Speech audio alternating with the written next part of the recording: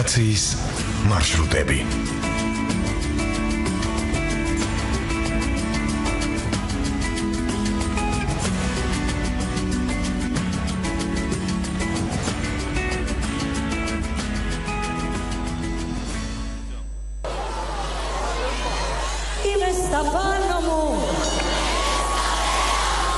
Γιατί με τρέλανες εσύ. Είμαι στα πάνω μου. Τέλεια. Ο έρωτας μωρό μου είναι. Φύγαμε. Είμαι στα πάνω μου.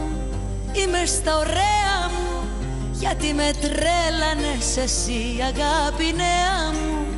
Είμαι στα πάνω μου. Όλα είναι τέλεια, ο έρωτας μωρό μου είναι ψυχεδέλεια.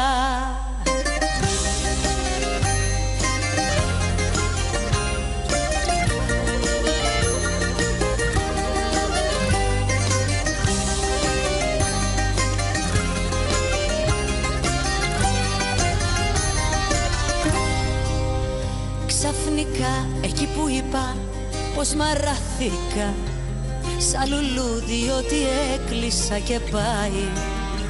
Ξαφνικά από το τίποτα ερωτεύτηκα και τίποτα στη γη δεν με κρατάει. Είμαι στα πάνω μου, είμαι στα ωραία μου.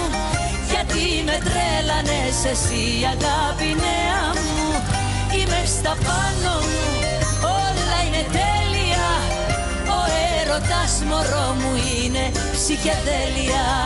Κι όλος ο κόσμος ξαφνικά γεμίζει χρώματα, χρώματα, χρώματα. Αυτή η ψυχή βγαλμένα. Είμαι στα πάνω μου, είμαι στα ωραία μου. Γιατί με τρέλανες εσύ αγάπη νέα μου. Είμαι στα πάνω μου, όλα είναι τέλεια.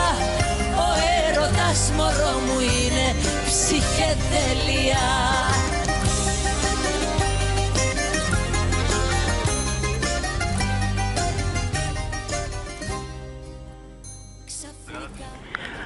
გამარჯობა ძვირფასო რადიო მსმენელებო, არაჩვეულებრივი ბერძნული სიმღერა ისმოდა ახლა თქვენს რადიო მიმღებში და ინტერნეტით ვინც გვისმენს ის უყურებდა კიდევაც ამ ვიდეოს და ბუნებრივია რომ ჩვენი საუბრის თემა არის საბერძნეთი.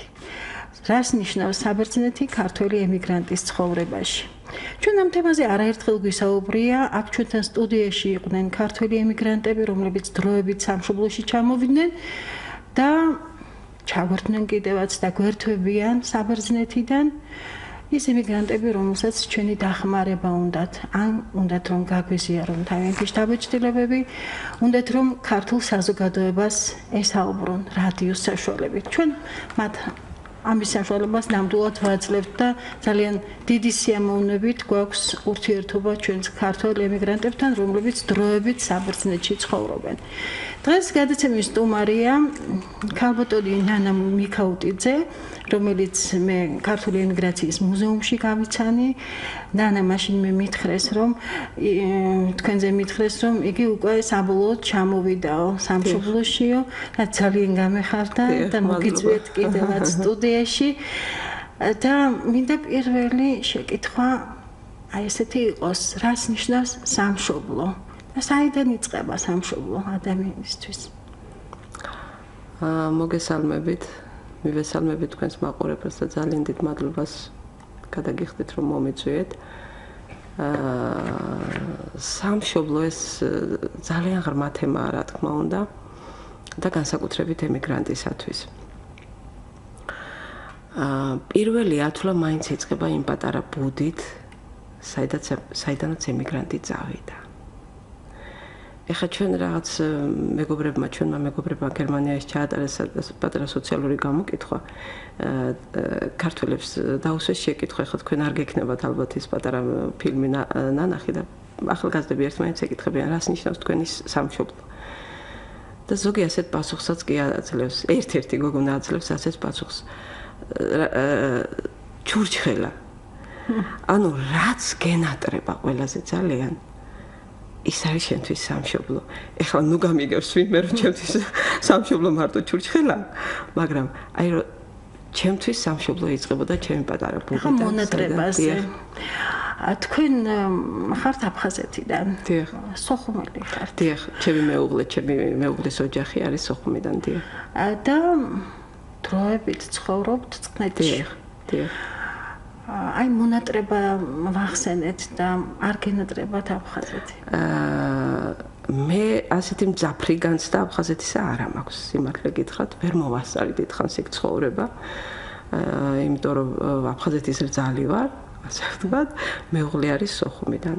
ძალიან მძაფრი განცდა აქვთ მათ და თქვენ წარმოიდგინეთ, აი სულ ცდილობენ უკვე ჩვენი ასაკის და უფრო ხანში შესულებით და უფრო ახალგაზრდებით დაუშვათ, სულ ცდილობენ რომ პატარებს ჩაუნერგონ. აი რა არის აფხაზეთი? ხშირად ახატიებენ, აბა როგორ წარმოგიდგენიათ აფხაზეთი, ხშირად აწერიებენ. შეიძლება ახლა ბავშვებში ცოტა გაღიზიანებასაც იწვევდეს რაღაც ერთგვარად და პროტესტსაც, მაგრამ საჭიროა. უნდა ახსოვდეთ, უნდა იცოდნენ, რაღაც უნდა აკავშირებდეთ მათ და თუ ასე არ დავაკავშირებთ, წყდება.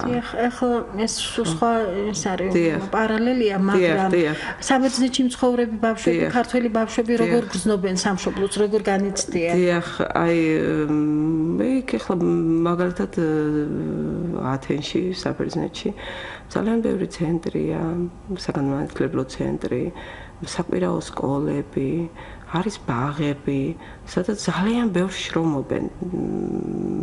ჩვენი ვისაც აქვთ ეს ცენტრები და ესე, რომ ბევრ შრომობენ, რომ ბავშვებს გაუღვიოთ ეს სიყვარული და რაღაც ფესვებს არ მოწყდნენ, რაღაც ერთგვარად ახერხებენ ამას. და კარგადაც ახერხებენ. რადგან ახლა ამაზე წავიდა საქმე, ჩვენ გავაკეთეთ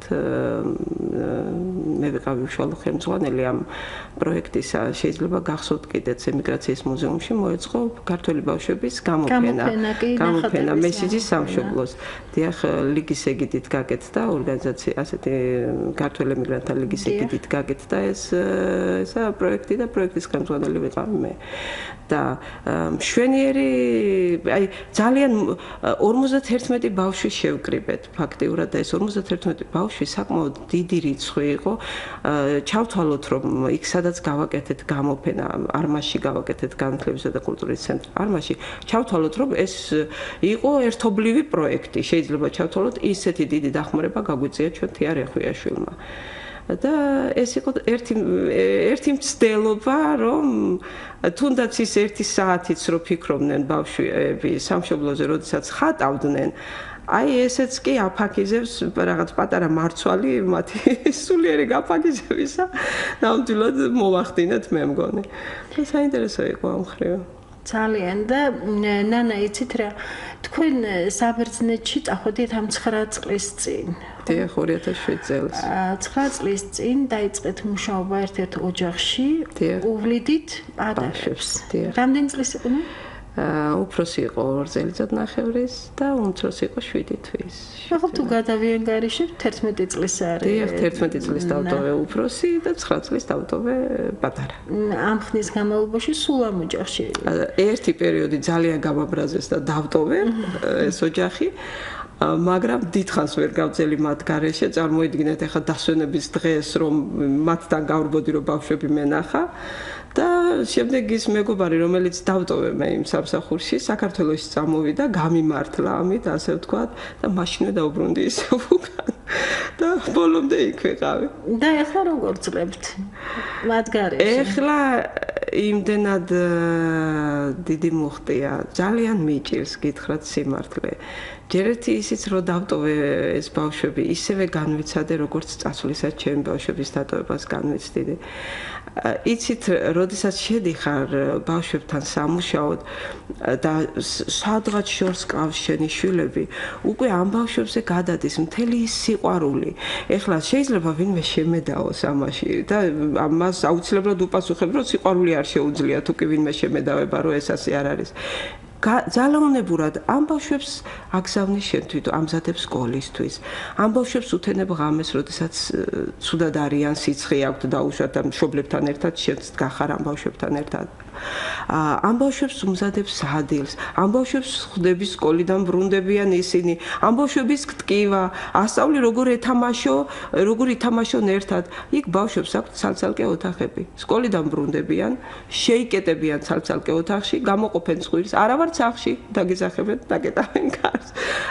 მე ჩემი ძალიან ბევრი ჩავდი ამ ბავშვებში, რომ აი ესწავლათ ერთად თამაში დაუშვათ. ერთი სათამაშოთი შეძლებოდათ, რომ თამსდარიყვნენ და ერთად ეთამაშათ. ერთ ოთახში ეთამაშათ. ანუ დედმამიშვილები არიან?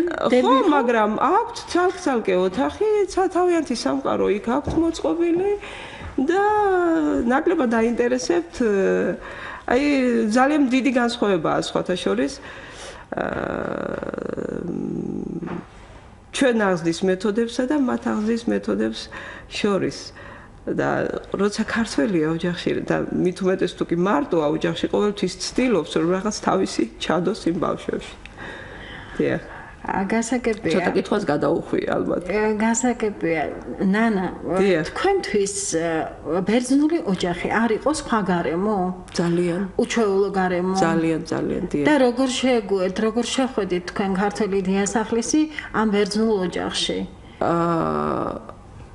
ბერძნებს ერთი თვისება აქვთ ძალიან საოცარი. ძალიან ადვილად გიღებენ კარს. როდესაც მათ ჭირდებათ დამხმარე ოჯახში, ადვილად ხსნიან კარს, გიღებენ, მაგრამ შემდეგ ძალიან დიდხანს გაკვირდებიან. და თუ კი ხარ ისეთი, რომ მოსწონ ხარ, ჩდები პარამეტრებში, ასე ვთქვათ, რაც მათთვის მისაღებია, მე უკვე თითქოს დამოკიდებულები ხდებიან შენზე. აი ნამდვილად არის ასეთი შეიძლება სხვა ქალბატონსაც შეუმჩნევია ეს. ნამდვილად არის ასეთი მომენტი და ჩემთანაც იყო ეს მომენტი. თავდაპირველად, როდესაც მივედი, ძალიან გამიჭირდა, იმიტომ რომ არ ვიცოდი ენა. ენას მასწავლე და 2 წელნახევრის ბავშვი, რომელიც საოცრად კარგად საუბრობდა უკვე. და ძალიან ბევრ რამეს მასწავლე და ბევრ შენიშვნას მაძლევ და ეს ასე არ უნდა თქვა, ეს ასე უნდა თქვა, ამას ეს ქვია, ამას ის ქვია და ფაქტიურად ის ბავშვი იყო ჩემი ენის მასწავლებელი შეიძლება ჩავთვალოთ.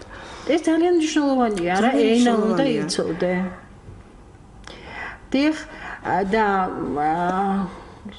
სხვა ქალბატონები, ქართველი ქალები, აი როგორ მუშაობდნენ, თქვათ, მოხუცებულებთან? მათ მე ვთვლი, რომ უფრო რთული სამუშაო აქვთ. უფრო რთული სამუშაო აქვთ, იმიტომ რომ და რატომღაც ანაზღაურება უფრო დაბალია მოხუცებთან და უფრო მაღალია ბავშვებთან. მე ვფიქრობ, პირიქით უნდა იყოს. იმიტომ რომ ბავშვები რაღაც სიხარულს ხალის გაძლევენ. ძალაუნებურად არ გაძლევენ უფლებას, რომ შენ მოდუნდე. არ გაძლევენ უფლებას შენ ოჯახზე იფიქრო, არ არსებობს. ის პერიოდი ხარ მათთან და ცხოვრობ მათი ცხოვრებით და მოხუცებთან ძნელია. გასაგებია. და ნინო, მისა ქალბატონი ნინო ფრუიძე ჩამოვიდა თქვენთან ერთად? მე ჩამოვედი და სადღაც ერთ თვეში ნინოც ჩამოვიდა, მაგრამ ნინო ისევ დაბრუნებას აპირებს სამწუხაროდ და მე აღარ ვაპირებ.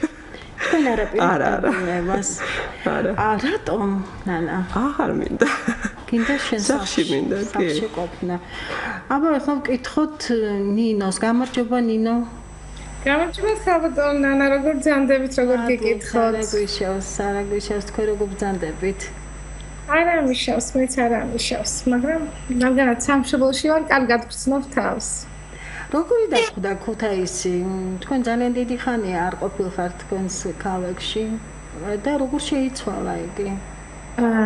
ნამდვილად 9 წელი არის რაც სამშობლოდან საქართველოსთან წავედი და საკმაოდ კარგად, საკმაოდ მშვენიერი და ძალიან კარგად არის ქუთაისი მოვლილი. მომეწონა ძალიან, კი. ვერ ვიტყვი ვერაფერს. აი ჭავჭავაძის პროსპექტს უნდა ცოტა ხელი შევლება, თორემ ისე ძალიან გალამაზებული დამხდა ჩემი ქუთაისი და ძალიან მომეწონა. გასმთავარია ქუჩებში ბერძნულად არ ლაპარაკობენ, ხო? ქუთაისურად. არა, ქუთაისურად, ეს იუმორი ხმერთან დაუკარგოს ქუთაის, არა, ეს იუმორი არის. ნამდვილად მიუხედავად იმისა, რომ ძალიან დუხჭირი არის, აქ სიდუხჭირია, ძალიან გაჭირვებაა, მაგრამ აი ეს ქართული იუმორი, ქუთაისური იუმორი, რასაც თავისი ხიბლი აქვს, ეს ნამდვილად არ არის დაკარგული. ეს შენარჩუნებული, ესე იუმორი მაინც შევინარჩუნოთ, სხვა ყველაფერი აღარ დაგვრჩა. კარგი, ნინო, რა გენატრებათ საბერძნეთში? საბერძნეთის რა გენატრებათ? საბერძნეთში რა მენატრება და არაჩვეულებრივი ის ქალბატონები, ვინც იქ დავტოვე. ჩემი მოსწავლეები ყველაზე მეტად ისინი მენატრებიან. ყველაზე მეტად ჩემი მოსწავლეები მენატრებიან და ის ჩემი გარემო. თქვენ რას ასწავლედით იქ, ნინო? მე იქ ბავშვებს ვასწავლედი ქართულ ენასა და ლიტერატურას. ქართულ ბავშვებს. დიახ, ქართულ ბავშვებს. ბერძნები ხო არ დაინტერესებულან, რომელიმე თქვათ ქართულ ენის შესწავლით? სხვათა შორის იყო ზედა კლასებში, მაგრამ მე ამ პოლია ასეთი მოსწავლე წყოს ვერ ვიტყვი, მაგრამ აი რამოდენიმე აი იყო ესეთი შემთხვევა, რომ აი ერთი ქალბატონი მუშაობდა ბერძენთან და ნუ როგორც აი იშვილა ეს ბავშვი და აი თვითონ ბერძენს დაყავდა, ბერძენ ქალბატონს დაყავდა ეს პატარა გოგონა ჩვენთან სკოლაში და აი თვითონ ბერძენი ქალბატონი დაინტერესდა ძალიან ჩვენი ლიტერატურით, კულტურით, სამწუხაროდ ჩვენ იქ აი ძალიან ცუდი დამღა, იცი ეს ჩვენთვის, რომ აი რადგანაც ჩვენ იქ ჩავედით და ყველაზე მძიმე და ყველაზე დამამცირებელ შავ სამუშაოს ვასრულებთ, აი რაღაცნაირად, აი ქართველი და მოსამსახურე, აი სულ ცოტა აკლია და ლამის სინონიმები გახდეს ერთმანეთის, ეს ძალიან ცუდია და აი მე როდესაც ამ ქალბატონს უთხარი, რომ ჩვენ უდიდესი კულტურის ერი ვართ, ჩვენა გვაქვს ჩვენი დამწერლობა, რომ სოფლიოში 7000 ენაა და მხოლოდ აქედან 14-ს აქვს დამწერლობა და ამ 14-დან ერთ-ერთი ქართულია და ევროპაში მხოლოდ 5 დამწერლობაა და ამ 5-დან ერთი ქართულია, ესე იგი ვერაფრით ვერ დაიჯერა ამ ქალბატონმა ეს. ერთი კი არა, 3 დამწერლობის საფეხური გვაქვს ხო და ეს ვერაფრით ვერ დაიჯერა.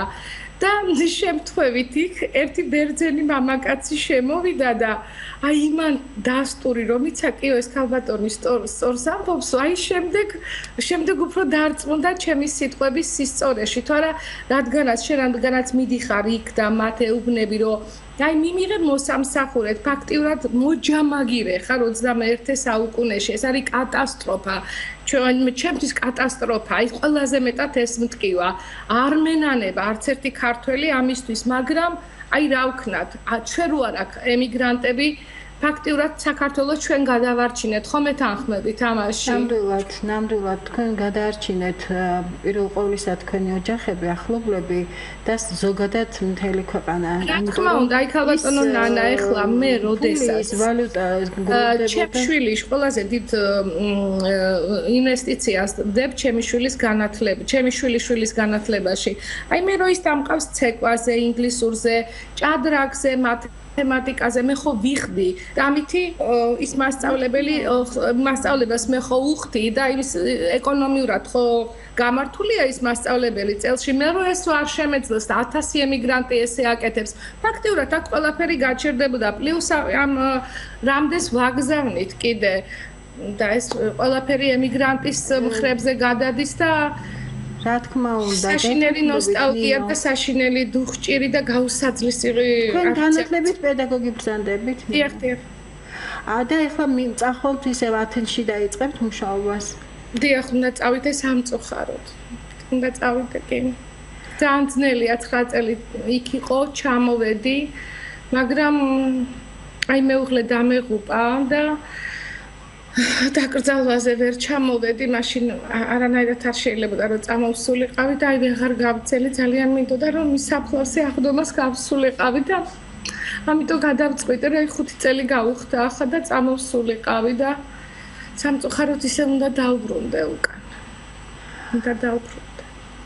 ნინო წარმატებებს გისურვებთ ჩვენთან წარმატებებს გისურვებთ და ძალიან დიდი მადლობა რომ ქალბატონო ნანა თქვენი პროგრამით დაინტერესდით და ასეთ ემიგრაციის საკითხებს განიხილავთ და კიდევ ერთხელ თქვენი გადაცემით მოუწოდებ ჩვენს მთავრობას აი ეს მარტო რაფარეტული სიტყვები აღარ კმარა ძალიან მაინტერესებს ერთი თუ ვინმე დაინტერესდა ქალბატონო ნანას სტატისტიკით აი ემიგრაცია ამბობენ რომ ზოგი ამბობს 1,5 მილიონი ზოგი ამბობს 2 მილიონი ემიგრანტია ამ ემიგრაციას რამდენი ნამატი აქვს იქ ხო თაობა მე ამას ხო თვალებით უხსენებს ანა იქ ხო თაობა გაჩნდა ეს თაობა ქალბატონო ნანა ქართულად ვეღარ საუბრობს ამ ბავშვებს დახმარება ჭირდებათ მენტალურად შეცვლილებ ჩვენ ვიცვლებით იქ და ეს პატარა ბავშვები ეს ყლორტები ქართული ამათ ხო მოვლა ჭირდებათ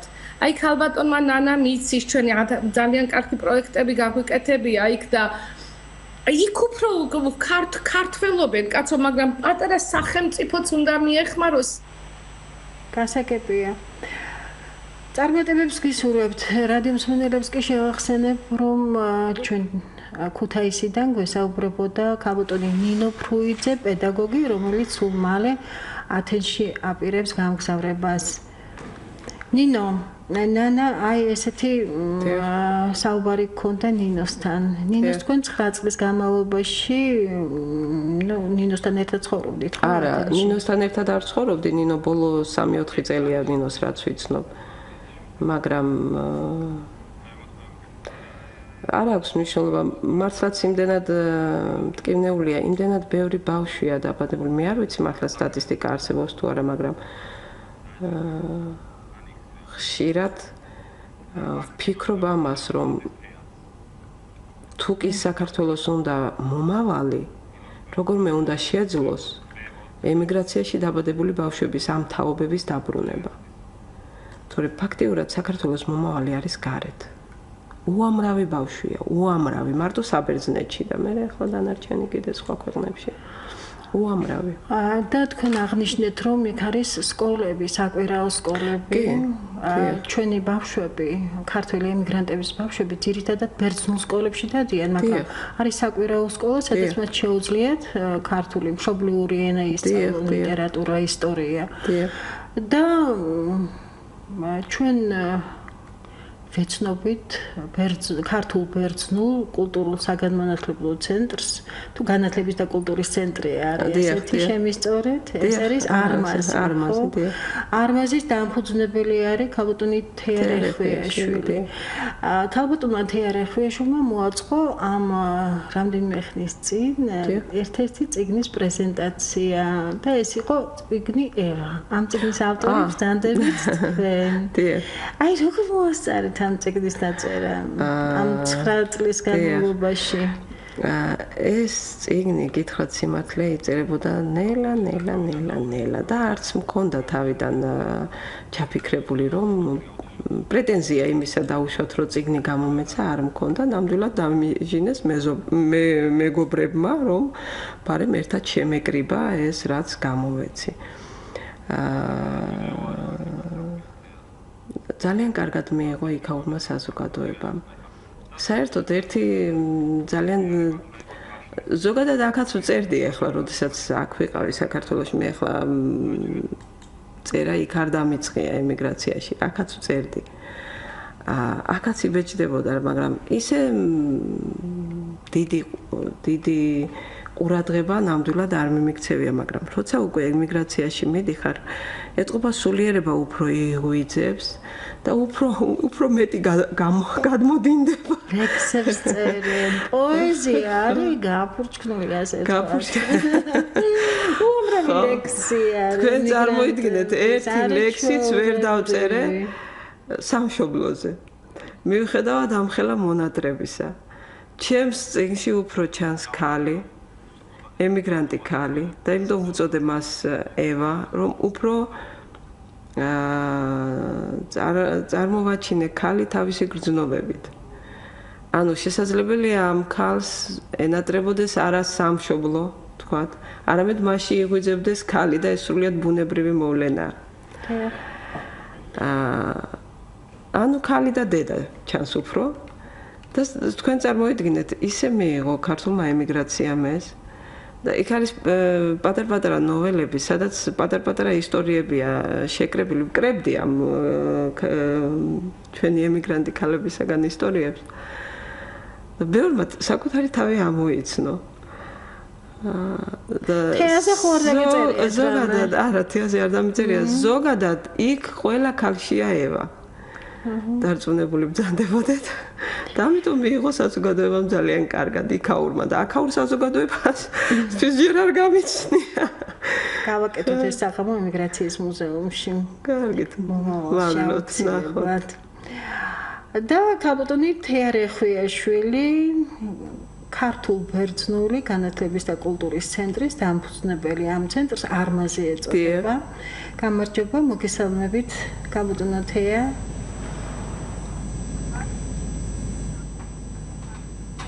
ხმარ ესმის. უთხარით რომ ხმარის. კარგი ჩემი. ხო, ძალიან ხმადაბა ესმის. მოგესალმებით კიდევ ყველა ქართველს მოგესალმებით ძალიან დიდი სიყვარული. დიდი მადლობა. გაიგეთ ჩემი ხმა გესმით ჩემი. ხო, ცოტა შესაძლოა უკეთესი ხმა იყოს, როგორმე იქნება ეცადოთ.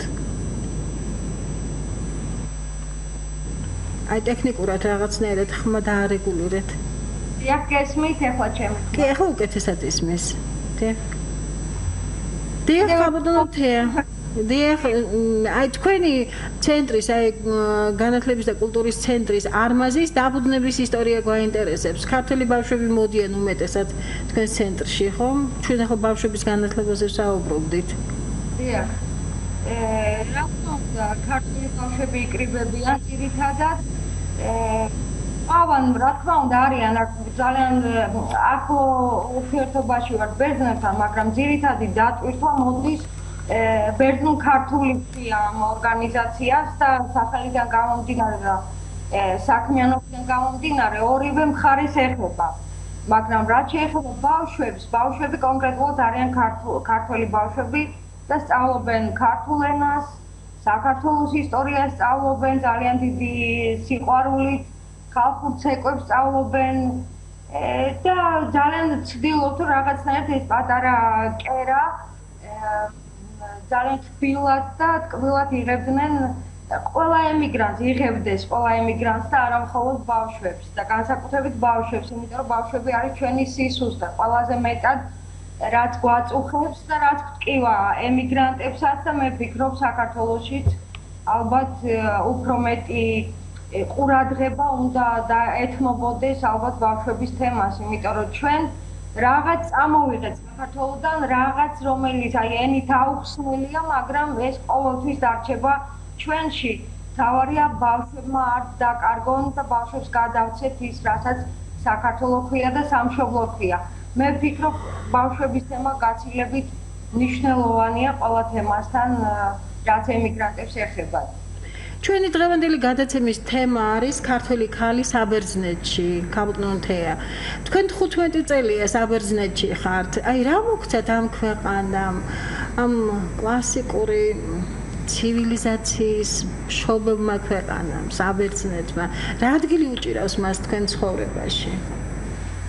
საბერძნეთს როგორ გითხრათ, მე პროფესიით ისტორიკოსი ვარ და აქედან გამომდინარე ყოველთვის პატივცემდი ამ ქვეყანას და მის ისტორიას და არა მხოლოდ დღეს ყოველთვის ბევრს აძლევდა თავის არსებობის მანძილზე საბერძნეთი ძალიან ბევრს აძლევდა მსოფლიოს და დღესაც შეგიძლიათ აი ქუჩებში რომ გაიაროთ მთელი მსოფლიო აქ არის მოკრებილი და შეიძლება ერთადერთი თუ არა ერთ-ერთი ქვეყანაა მსოფლიოში რომელმაც შეიფარა მთელი ტოლვილები, მთელი მსოფლიოს ტოლვილები, თუ ეკონომიკური, თუ პოლიტიკური დევნილები.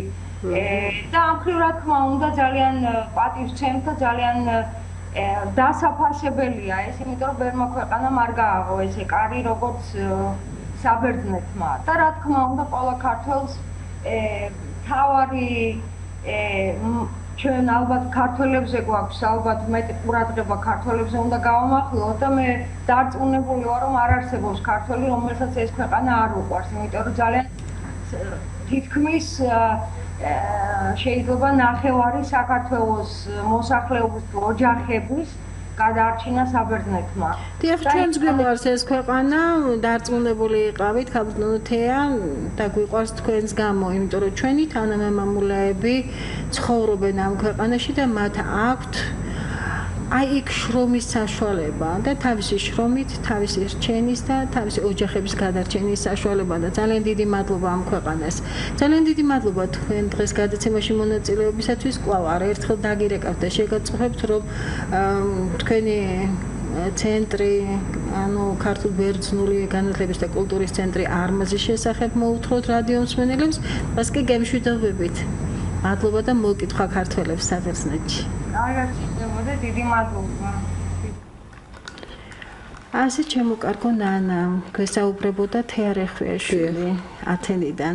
თეასთან თქვენ მეგობრობა გაკავშირებთ და არა მარტო თეასთან, არამედ არაჩვეულებრივ ქართულ ქალბატონებთან, რომლებიც დარჩნენ ახლა და იქ მუშაობენ. რა პრობლემები აქვთ მათ ძირითადად ქართულ ქალებს საბერძნეთში? ძირითადი პრობლემა ქართველი ქალების არის უსაბუთობა. დიახ, არალეგალური ყოფა. ესენი არიან არალეგალები. აი მთელი 9 წელი ვიყავი მე იქ, ფაქტიურად. მთელი 9 წელი და ელემენტარული საბუთიც კი, რომ იქ მოძრაობის უფლება მაინც გქონდეს. ესეც კი არ არის. დიახ. ხო. ეს არ ვიცი სახელმწიფოებს შორის ნება უნდა იყოს რომ ამ ქართულ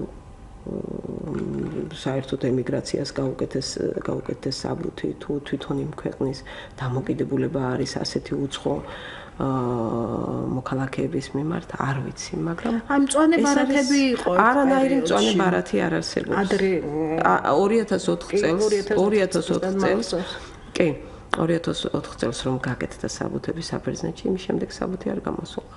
არანაირი კანონი. და ყოფაცხოვრების პირობები? ყოფაცხოვრების პირობები, როგორ გითხრათ, ეხლა ფაქტიურად ძირითადი ქალებისა, ძირითადი ქალბატონებისა. ხო, საბერძნეთს ცოტა ეს უცნაური ემიგრაცია ყავს, ხო? ძირითადად არიან ქალები, თანაც უკვე ასაკოვანი ქალები. ეს საკმაოდ დიდი პრობლემაა. ახლა მე შემხედრია ქალბატონი რომელიც არის 78 წლის 78 წლის საკმაოდ კარგად გამოიყურება და შვილების სწავლის თანხას აგზავნის საქართველოში 78 აი საქართველოს რაღაცნაირად აი ხშირად ვფიქრობ ხოლმე გაჭირვებას შეიძლება თქვა აი საბერძნეთში იგრძნობ როდესაც გაივლი ომონიაზე იქ სადაც კვირაობით ქართველები იკრიბებიან. და აგზავნიან ამანათებს, აგზავნიან თანხას და იქ ნახავ ჩვენი სამშობლოს ყოფას. ხო, ეხლა ძალიან ეს არის ძალიან განვიცდი, როდესაც ახალგაზრდებიც მუშაობენ იმ დროს, როდესაც ახალგაზრდა უნდა ფაქტიურად სწავლობდეს, პროფესიას უნდა ეუფლებოდეს, ამ დროს ის ოჯახში ბავშვების მომვლელია, ვთქვათ. და თქვენ წარმოიდგინეთ, ისეთი კარგად ართმევენ ეს ჩვენი გოგონები თავს ყოველივე ამას. ეხლა 20 წლის გოგო რო შევა ოჯახში სამუშაოდ და მე მყავს ერთი მეგობარი ასეთი ჩემ პატარა მეგობარს ვეძახი ლალი ბაჯაძე, რომელიც 20 წლის იყო რო შევიდა ოჯახში სამუშაოდ ორ ბავშვთან, მის ხელში დაიბადა მესამე, ის მესამე გააზარდა 11 წლისაა ის ბავშვი, ლალი ისევ იმ ოჯახშია, ფაქტიურად იმ ბავშვებთან ერთად გაიზარდა. რამდენი წლის არის თვითონ? 32 წლის არის ახლა. ხო, წარმოიდგინეთ ახლა. და სამშობლოში დაბრუნებას არ აპირებს. თავის არ უნდა მიხედოს. აპირებს, აუცილებლად უნდა მიხედოს, სულ მაგაზე გვაქვს საუბარი, რომ თავს უნდა მიხედოს. თავის თავაცხადია. აი ესეთი ისინი არის ასეთი მომენტები. გაქვს ფაქტიურად ერთი დასვენების დღე, ლალიც ასეთ დღეშია და უმეტესობა ქართველი ქალების ასეთ დღეში არიან და მათი პრობლემა სხვათა შორის ხანდახან ვფიქრობ ხოლმე რომ ფსიქიურადაც ძნელია, ძალიან ძნელია. ძალიან დიდი დატვირთვა, ძალიან ძნელია. ძალიან კიდევ ვიმეორებ უფრო ძნელია იმ ქალბატონებისთვის რომლებიც მოხუცებთან მუშაობენ დიახ ისინი ვინც ბავშვებთან მუშაობენ ბევრად უკეთეს მდგომარეობაში არიან შესაძლებელია ის ქალბატონები რომლებიც მოხუცებთან მუშაობენ ამას ეხლა ვერ აცნობიერებენ ამხელა ფსიქოლოგიური დატვირთვა 24 საათის განმავლობაში ჩავარდნილ მოხუცთან ყოფნა და იმის მენა თუ როგორ ტკივა, თუ როგორ მოდის სიკვდილი და ასე შემდეგ, ვიდრე ის რომ ხარ სიცოცხლესთან, მართალიაში რომ უფრო მეც ბავშვებთან, მაგრამ ხარ ბევრად უკეთესად. ისე წლების განმავლობაში ერთ სფეროში, ერთ ოჯახში ჩაკეტილები არიან. ერთ ოჯახში არის ძალიან ბევრი ქალბატონი, რომელიც კვირასაც არ გამოდის. ძალიან ბევრია, უამრავი. რა გითხრათ? და მაინც დიახ, რჩებიან იქ. მაინც რჩებიან. და არის თუ არა ეს გმირობა? თქვათ, განუცხადოთ ქართულ საზოგადოებას, რომ ქართველი ქალები გმირები არიან საბერძნეთში. ქალები, ვინც აი შრომითი მიგრანტები, ვინც თავიანთი ოჯახების გადასარჩენად არიან იქ წასული. ეხლა ასე ისეც ნოვიტყვით რომ ძალიან აი გადასარჩენად რაღაც ტრაგიკულად ჟღერს, მაგრამ რეალურად მაინც ამას ნიშნავს, არა?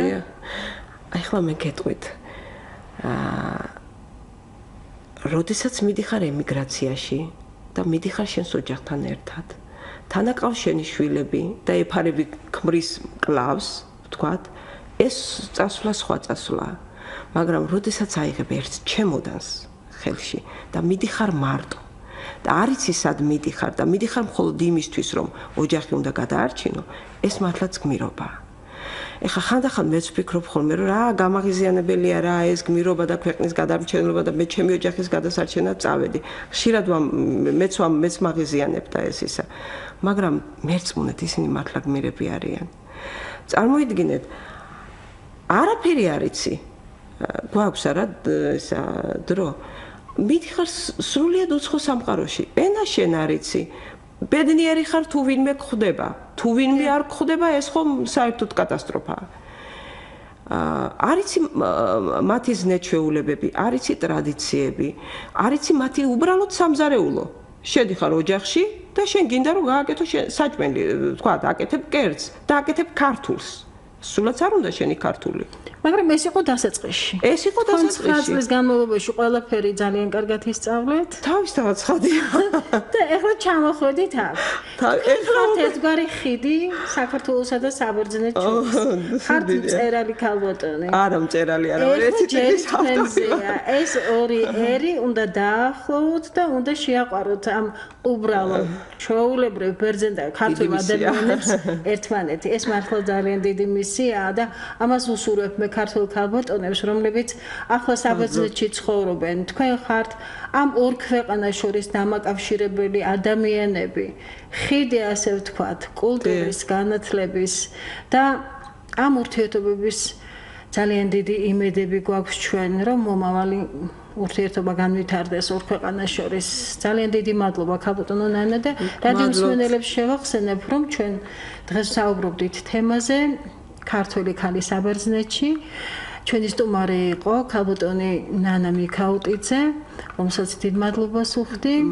გადაცემაზე კი მუშაობდნენ ხმის რეჟისორი ინგა გურგენაძე, რეჟისორი დავით კიკნაძე, მე ჟურნალისტი ნანა ლომიძე. მადლობას გიხდით ყურადღებისთვის.